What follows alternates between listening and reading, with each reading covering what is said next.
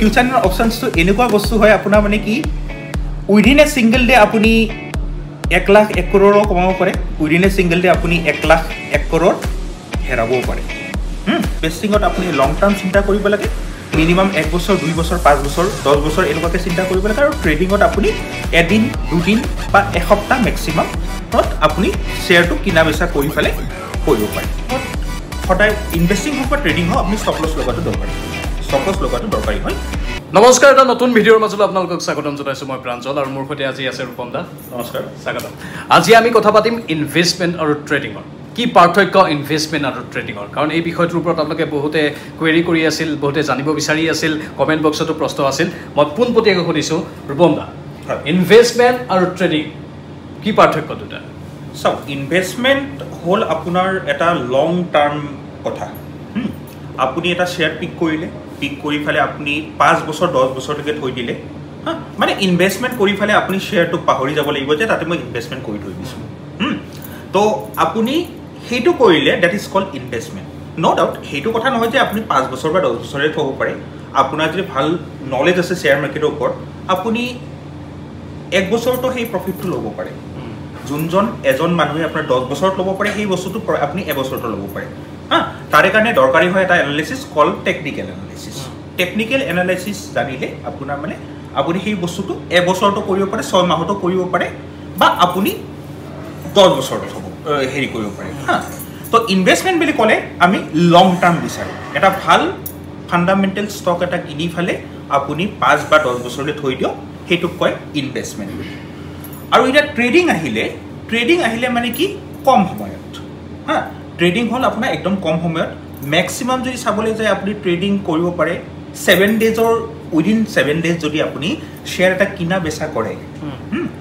বেচা কৰে সেইটোক কয় ট্ৰেডিং বুলি ট্ৰেডিঙৰ বহুতকেইটা আপোনাৰ টাইপ আছে যেনেকৈ ধৰক এটা কওঁ আমি ইণ্ট্ৰাডে ট্ৰেডিং বুলি যোনটো আপুনি এদিনৰ ভিতৰতে বাই কৰি চেল কৰিব লাগিব বা চেল কৰি আপুনি বাই কৰিব লাগিব সেইটোক কয় আপোনাৰ ইণ্ট্ৰাডে ট্ৰেডিং বুলি ইণ্ট্ৰাডে ট্ৰেডিঙৰ সময় হ'ল আপোনাৰ ৰাতিপুৱা 9:15 পৰা 3:15লৈকে মানে আপুনি 3:15 আগত আপুনি যি কিনিছে সেই শ্বেয়াৰকেইটা বেচি দিব লাগিব আৰু বা যি বেচিছে সেই শ্বেয়াৰকেইটা আপুনি কিনি ল'ব লাগিব কিছুমান ব্ৰকাৰে আপোনাৰ মানে আৰু 10 মিনিট এক্সট্ৰাকৈ দিয়ে 3:25লৈকে দিয়ে কিন্তু আমাৰ মাৰ্কেট টাইমিং হৈ গ'ল 9:15 পৰা 3:30লৈকে কিন্তু আপুনি এটা বস্তু মাইণ্ডত ৰাখিব লাগিব যে যদি আপুনি ইণ্ট্ৰাডে ট্ৰেডিং কৰিছে তেনেহ'লে 9:15 পৰা 3:15 ভিতৰত আপুনি নিজৰ পজিশ্যনবিলাক স্কুৱেৰ আপ কৰিব লাগিব সেইটো হৈ গ'ল আপোনাৰ ইণ্ট্ৰাডে ট্ৰেডিং আৰু এটা টাইপ অফ ট্ৰেডিং আছে সেইটোক কয় আপোনাৰ মানে চুইং ট্ৰেডিং য'ত আমি ধৰক এটা ষ্টক এটা চাই পেলাই আমি পিক কৰিলোঁ আৰু সেইটো 2 দিন 4 দিন 5 দিন বা মেক্সিমাম এসপ্তাহলৈকে আমি নিজৰ ডিমেটত হোল্ড কৰি থৈ দিওঁ তাতে আমি চালোঁ বিভিন্ন ধৰণৰ গ্ৰাফ আছে যোনটো আপোনাৰ ধৰক সেইটো এটা বহুত ডাঙৰ কথা এটা আপোনাৰ মানে ষ্টাডি কৰা কেণ্ডেল ষ্টিক ষ্টাডি কৰা হওক টেকনিকেল এনালাইচিছ হওক এটা টেকনিকেল এনালাইচিছ কৰাৰ কাৰণে এটা কোৰ্চ এটা আছে CMT বুলি কয় আপোনাৰ মানে চাৰ্টাৰ্ড মাৰ্কেট টেকনিচিয়ান যাৰ ডিউৰেশ্যন আপোনাৰ 3 ইয়াৰ্ছ আৰু আপুনি সেই 3 ইয়াৰ্ছত সেইটো কৰি পেলাই যে আপুনি ট্ৰেডিং এক্সপাৰ্ট হৈ গ'ল তেনেকুৱা নহয় এজন ভাল ট্ৰেডাৰ হোৱাৰ কাৰণে আপোনাৰ 5 to 10 ইয়াৰ্ছ মাৰ্কেটত সময় দিব লাগিব তাৰপিছতহে আপুনি মানে দেখিলে গম পাব পাৰে যে ষ্টকটোৱে কোনফালে মুভমেণ্ট দিব আপৱাৰ্ড দিব নে ডাউনৱাৰ্ড দিব আপোনাৰ তো কথাটো হ'ল যে কি মই চুইং ট্ৰেডিঙত আহিছিলোঁ তো চুইং ট্ৰেডিং হৈ গ'ল যে কি এটা ষ্টক আপুনি কিনা বেচা কৰি পেলাই আপুনি চুইং ট্ৰেডিঙত কিন্তু আপোনাৰ চেল কৰিব নোৱাৰে আপুনি বাই কৰিব লাগিব চুইং ট্ৰেডিঙত আপুনি বাই কৰি পেলাই আপুনি 3 দিন 5 দিন এসপ্তাহ থ'লে তাৰপৰা প্ৰফিট ল'লে বুক কৰিলে সেইটো হৈ গ'ল চুইং ট্ৰেডিং আৰু এটা ছেগমেণ্ট এটা আছে ট্ৰেডিঙত that is called derivative segment বুলি য'ত আমি ফিউচাৰ এণ্ড অপশ্যনছ বুলি কোৱা হয় তো মই চবকে ৰিকুৱেষ্ট কৰিছোঁ যে কি যোনে প্ৰথমতে ট্ৰেডিঙত আহিম বুলি ভাবিছে ফিউচাৰ এণ্ড অপশ্যনছত প্ৰথমতে নাহাটো মানে এটা ছেফ ছাইডত থকা বুলি ক'ব পৰা যায় আপোনাৰ মানে কাৰণ কি ফিউচাৰ এণ্ড অপশ্যনছটো এনেকুৱা বস্তু হয় আপোনাৰ মানে কি উইদিন এ ছিংগল ডে আপুনি 1 লাখ 1 কৰোৰো কমাব পাৰে উইদিন এ ছিংগল ডে আপুনি 1 লাখ 1 কৰোৰ হেৰাবও পাৰে তো সেইকাৰণে ফিউচাৰ এণ্ড অপশ্যনছটো প্ৰথমতে আৰু আমি এইবিলাক বস্তু ডিছকাছ কৰিম পিছত সো আপোনাৰ প্ৰশ্নটো মই উত্তৰ দিলোঁ যে কি ইনভেষ্টিং আৰু ট্ৰেডিঙৰ মাজত ডিফাৰেঞ্চটো হ'ল যে কি ইনভেষ্টিঙত আপুনি লং টাৰ্ম চিন্তা কৰিব লাগে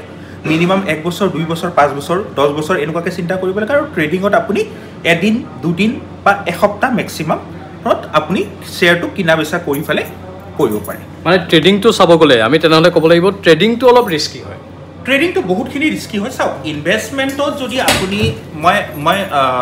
এটা চিয়ৰিটি দিব ফালে ক'ব পাৰোঁ যদি ধৰক কিছুমান ধৰক এনেকুৱা কোম্পানী আছে যোনবিলাক ধৰক মানে ইনভেষ্টমেণ্টতো মানুহৰ লোকচান হৈছে যেনেকৈ PNB হওক আপোনাৰ হা তো PNB শ্বেয়াৰ প্ৰাইচ এটা সময়ত 650 আছিলে এতিয়া PNB শ্বেয়াৰ প্ৰাইচ 30 টকা 40 টকা চলি আছে আপোনাৰ হা তো যদি ছাপ'জ এটা সময়ত মানুহে PNBত ইনভেষ্ট কৰি থৈছিলে এতিয়া কিন্তু তেওঁ মানে সাংঘাতিক লছত আছে কিন্তু সেইকাৰণে মানে কি হয় আপোনাৰ মানে ইনভেষ্টিং কৰোঁতেও ৰিস্ক আছে মই নকওঁ এইটো সেইকাৰণে এটা ষ্টপ লছ বুলি বস্তু এটা আছে সেইটো আপোনাৰ মানে লগোৱাটো বহুত দৰকাৰী এইটো আমি ট্ৰেডিং কৰক বা ইনভেষ্টিং কৰক ষ্টপ লছ লগোৱাটো বহুত দৰকাৰী ষ্টপ লছ মানে ষ্টপ লছ মানে ইয়েছ ষ্টপ লছ মানে হ'ল কি আপোনাৰ ধৰক এটা শ্বেয়াৰ 100 টকা আপুনি সেই শ্বেয়াৰটোত মানে 10 টকা এটাৰহে ৰিস্ক ল'ব বিচাৰিছে যে শ্বেয়াৰটো যেতিয়া 90 লৈকে আহি যাব আপোনাৰ অট'মেটিকেলি আপোনাৰ হেৰিৰ পৰা মানে ডিমেটৰ পৰা চেল হৈ যাব আপুনি ষ্টপ লছটো 90ত ছেট কৰিব লাগিব মানে শ্বেয়াৰটো যেতিয়া কমি আহিলে 90 লৈকে পালে মানে আপোনাৰ ডিমেটৰ পৰা সেইটো শ্বেয়াৰটো মানে আপোনাৰ চেল হৈ যাব মানে সেইটো মানে 90তকৈ তলত আহিলে যাতে আপোনাৰ আৰু বিপদ নহয় যাতে সেইটোকে কয় ষ্টপ লছ মানে আপুনি 10 টকাৰহে লোকচান হেৰি কৰিব পাৰে মানে আপুনি মানে আপোনাৰ মনত এনেকুৱা ধাৰণা হ'ল যে মই 10 টকাৰ লোকচানহে বহন কৰিম তাতকৈ বেছি মই লোকচান মানে বহন কৰিবলৈ মোৰ ইচ্ছা নাই বা মই লোকচান ভৰিব লগাত নাই সেইকাৰণে মই 10 টকাত এটা ষ্টপ লছ কৰি থ'ব পাৰে সেইটো আপুনি 10 টকাটো ছেট কৰিব পাৰে 20 টকাটো কৰিব পাৰে বোলে আপুনি বোলে ধৰক বোলে বিচাৰিছে মই 50 টকাত ছেট কৰি দিওঁ 100 টকাত কিনিছোঁ 50 টকাত ছেট কৰি দিওঁ কৈ থৈ দিব পাৰে আপোনাৰ তো ষ্টপ লছটো বহুত ইম্পৰ্টেণ্ট প্ৰতিটো এপত থাকে সেইটো ষ্টপ লছ ইয়েছ আপোনাৰ এভৰি ব্ৰকাৰ এপত আপুনি ষ্টপ লছটো পাই যাব তো কথাটো হ'ল যে কি আপোনাৰ ইনভেষ্টিঙত সদায় ইনভেষ্টিং হওক বা ট্ৰেডিং হওক আপুনি ষ্টপ লছ লগোৱাটো দৰকাৰী হয় কিন্তু ইনভেষ্টিঙত মই এটা কথাই কওঁ যে কি 95% মানুহ ছাকচেছফুল হ'ব পাৰে আপুনি যে লং টাৰ্ম ইনভেষ্টমেণ্ট কৰে কাৰণ কিয় এজ পাৰ আৱাৰ কেলকুলেশ্যন মই চিম্পল ভাষাত বুজাই দিছোঁ আমাৰ নিফটি এট এ টাইম মানে 1 yearত এট এন এভাৰেজ 15% ৰিটাৰ্ণ দিয়ে 15% return is a handsome return আপোনাৰ ধুনীয়া ৰিটাৰ্ণ হয় আপোনাৰ চ' আমি এট এন এভাৰেজ যদি কেলকুলেশ্যন কৰোঁ আপোনাৰ কেপিটেলটো যদি আপুনি ভাল কোম্পানীত ইনভেষ্ট কৰে তেতিয়াহ'লে 3 বছৰত আপোনাৰ কেপিটেলটো ডাবল হয় এইটো এটা এভাৰেজ কেলকুলেশ্যন হয় আপুনি যে ভাল কোম্পানীত যদি ইনভেষ্টমেণ্ট কৰে তেন 3 বছৰত আপোনাৰ কেলকুলেশ্যন মানে আপোনাৰ কেপিটেলটো ডাবল হৈ যায় সেইটো এটা এভাৰেজ কেলকুলেশ্যন হয় আপোনাৰ হা তো সেইকাৰণে ইনভেষ্টমেণ্টত ৰিস্কটো বহুত কম থাকে ট্ৰেডিঙত ৰিস্কটো বহুত বেছি থাকে আপোনাৰ আৰু স্পেচিয়েলি ইণ্টাৰডে ট্ৰেডিঙততো আপুনি মই ক'লোঁ যেনেকৈ আগতে 9টা 15 পৰা 3টা 15 ভিতৰত আপুনি নিজৰ পজিশ্যন স্কুৱেৰ আপ কৰিব লাগিব তো তাতে প্ৰফিট হওক লছ হওক আপোনাৰ মানে আপুনি বুক কৰিবই লাগিব চ' ট্ৰেডিঙত ৰিস্কটো অকণমান মানে যথেষ্ট বেছি থাকে আপোনাৰ দেন দ্য ইনভেষ্টমেণ্ট কিন্তু ট্ৰেডিঙত মানে লাভো থাকে ট্ৰেডিঙত লাভ থাকে আপোনাৰ ট্ৰেডিঙত লাভ থাকে মানে কি আপুনি পইচাটো আপুনি বুক কৰিব পাৰে ইনভেষ্টমেণ্টত কি হয় যেতিয়ালৈকে আপুনি পইচাটো বুক নকৰে তেতিয়ালৈকে সেই পইচাটো আপোনাৰ হৈ নাযায় মই যেনেকৈ ক'লোঁ এটা শ্বেয়াৰ আপুনি 100 টকাত কিনিলে কাইলৈ বোলে এমাহ বা 2 মাহ পিছত আপোনাৰ সেইটো 150 টকা হৈ গ'ল কিন্তু আপুনি এতিয়ালৈকে বুক কৰা নাই সেই 50 টকাটো আপোনাৰ প্ৰফিট হৈ যোৱা নাই এতিয়ালৈকে যেতিয়ালৈকে আপুনি পইচাটো বুক নকৰে তেতিয়ালৈকে আপোনাৰ পইচাটো আহি নাযায় আপোনাৰ একাউণ্টত আহি নাযাব আপুনি 100 টকাটো গৈ পেলাই 150 টকা হ'ল পিছত গৈ পেলাই বোলে আকৌ 70 টকাত আহি পালে ডেট মিনছ কি আপুনি 30 টকা লছতে আছে তো সেইকাৰণে ইনভেষ্টমেণ্ট মই মানুহক কওঁ যে ফাৰ্ষ্টতে ইনভেষ্টমেণ্টত আহক শ্বেয়াৰ মাৰ্কেটৰ ৰিস্ক কিমান ৰিৱাৰ্ড কিমান আপোনালোকে গম পাই যাব then you come for trading মই সেইটোৱে ৰিকুৱেষ্ট কৰোঁ চবকে ফাৰ্ষ্টতে ইনভেষ্টমেণ্ট দেন ট্ৰেডিং ইণ্ট্ৰাডে ফাৰ্ষ্টতে আপুনি সুইং ট্ৰেডিঙতো ফাৰ্ষ্টতে সুইং ট্ৰেডিং কৰক দেন ইণ্ট্ৰাডেত আহক এটলাছ ফিউচাৰ্ছ এণ্ড অপশ্যনছ মই এইখিনিয়ে ৰিকুৱেষ্ট কৰিলোঁ এটলাছ ফিউচাৰ্ছ এণ্ড অপশ্যনছ সেইটো লাষ্টত যেতিয়া আপোনাৰ কনফিডেঞ্চ আহি যাব আপুনি কথাবিলাক বুজি পাব এখন চাৰ্ট কেনেকৈ ৰিডিং কৰে এইবিলাক কেণ্ডেল ষ্টিক পেটাৰ্ণ আপোনালোকে দেখিছে এই কেণ্ডেল ষ্টিক পেটাৰ্ণবিলাকৰ মিনিং কি হয় হা আপোনাৰ চাৰ্টৰ ছাপৰ্ট ৰেজিষ্টেঞ্চ কি বস্তু হয় এইবিলাক বস্তু যেতিয়া আপোনালোকে গম পাব then you come for options future and option trading এইটো একেবাৰে শেষৰ এটা পৰ্যায় শেষৰ পৰ্যায় আৰু সেইটোত চাগে বৰ প্ৰ' হ'লেহে চাগে কৰিব পাৰে একজেক্টলি নাই আজিকালি আপোনাৰ বহুতে ট্ৰেড কৰা কৰিছে কিছুমানেতো আপোনাৰ মানে ইনিচিয়েলি ফিউচাৰছন অপশ্যনত গুচি যায় কিন্তু তেওঁলোকে নিজে যোনে যদি তেনেকুৱা মানুহে এই ভিডিঅ'টো চাই আছে তেওঁলোকে গম পাইছে যে কিমান প্ৰফিট হৈছে বা কিমান লছ হৈছে তাতে বুজিছোঁ মানে এতিয়া ইনভেষ্টমেণ্ট আৰু ট্ৰেডিঙৰ কথা ক'লে থুলমূল কথা এইখিনি হয় মূল পাৰ্থক্য এইখিনি আৰু এইখিনি পাৰ্থক্য আপোনালোকে গম পালে এটা ভাল কথা ক'লে ষ্টপ লছৰ কথাটো ষ্টপ লছটো লগোৱাটো আপোনাৰ ইভেন ইনভেষ্টমেণ্টতো দৰকাৰী আপোনাৰ মানে ট্ৰেডিঙতো খুব দৰকাৰী এইখিনি পইণ্ট বৰ ভালকৈ ৰূপম দাই বুজাই ক'লে আৰু আমি আশা কৰিছোঁ উপকৃত হ'ব পাৰিব কিন্তু মূল কথাটো হৈছে যে আমি ধাৰাবাহিকভাৱে এই এপিছডবোৰ আনি থাকিম আপোনালোকে সেয়েহে প্ৰত্যেকবাৰে এই এপিছডবোৰৰ তথ্যবোৰ পাবলৈ বা এই কথাবোৰ শ্বেয়াৰ মাৰ্কেটৰ আঁৰৰ কথাবোৰ জানিবলৈ আমাৰ ভিডিঅ'বোৰ চাই থাকিব লাগিব আমি সময়ে মাজতে মই এটা কথা এটা কৈ দিওঁ শ্বেয়াৰ মাৰ্কেটত কৰাটো ইমান ইজি নহয় মানুহে ইয়াতে খালি পইচাটো চাই মই ভাবোঁ যে কি পইচাৰ আগতে আপুনি নলেজটো লৈ লোৱাটো দৰকাৰী